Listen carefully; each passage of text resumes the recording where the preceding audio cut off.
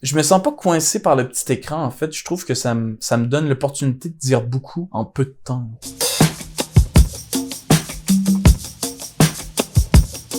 Conducteur désigné. Ce qui me fait tomber en amour avec ce personnage-là, en fait, c'est carrément sa quête d'identité. Désigné dans le conducteur désigné, ça fait on te met dans une case. Je pense que ce gars-là, toute sa vie, on l'a mis dans une case, puis il s'est jamais vraiment posé de questions, tu sais. Par contre, conducteur, ça vient dire j'ai un certain contrôle, j'ai mon mot à dire dans cette affaire-là. Je suis pas passager, je suis conducteur de mon existence. Ça m'a énormément allumé, tu sais. Puis pendant le processus, je me suis trouvé à vivre beaucoup d'empathie envers conducteur. Là. Il y avait pas de nom dans le scénario, c'était juste écrit conducteur. Là.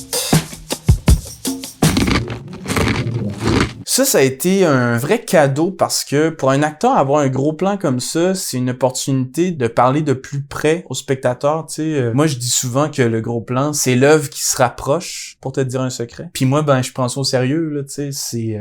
C'est un moment intime que j'ai la chance de passer avec le public, là, tu sais. C'est... Excusez, là, ça me rend quand même émotif, là, de parler des trucs dans l'art qui viennent me chercher, mais... Bon. Fait que dans la scène, mon personnage prend une grosse poignée de bretzel puis ça calisse dans la bouche. Puis le secret que mon personnage avait à transmettre, selon moi, c'est que c'était pas juste des bretzels qu'il mangeait, là. C'était ses émotions.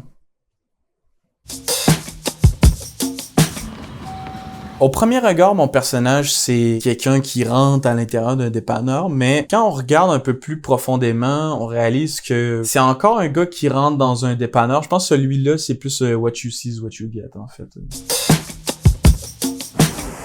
Chip ou ketchup? J'ai une espèce de relation amour-haine avec ce rôle-là, en fait, parce que pendant le mois qui menait au tournage, j'ai essayé de m'immiscer dans la peau de ce gars-là, un peu à la méthode acting, mais ça a été challengeant. À chaque semaine, au moins une fois par semaine, j'allais à l'épicerie. Puis je faisais pas semblant, là. Je faisais l'épicerie pour vrai. Je prenais des items, je les mettais dans le panier. À la fin, je payais. Puis pendant la semaine, je me faisais à manger avec cette nourriture-là. Puis je pense que ça a été bénéfique parce que quand on regarde le produit final, on se dit crime, on dirait qu'il a fait de l'épicerie toute sa vie, ce gars-là. Puis je dis à mon haine, c'est peut-être un peu intense, mais c'est que cette expérience-là, ça m'a quand même laissé des cicatrices. Tu sais, je veux dire, ce personnage-là, il fait encore partie de moi. Tu sais, je me surprends encore à faire l'épicerie des fois. Là. Puis je me demande encore, c'est où que le personnage finit, puis c'est où que le vrai moi commence.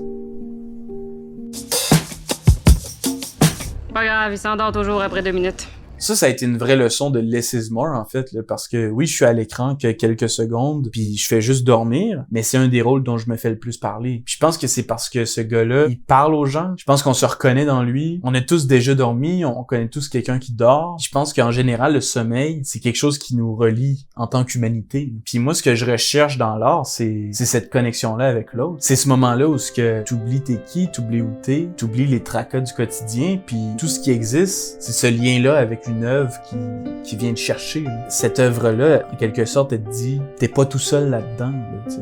Puis moi, en tant qu'acteur, quand j'ai la chance de transmettre ça, même si c'est seulement en ronflant à bien mou, ça me rend éternellement reconnaissant de faire ce métier-là.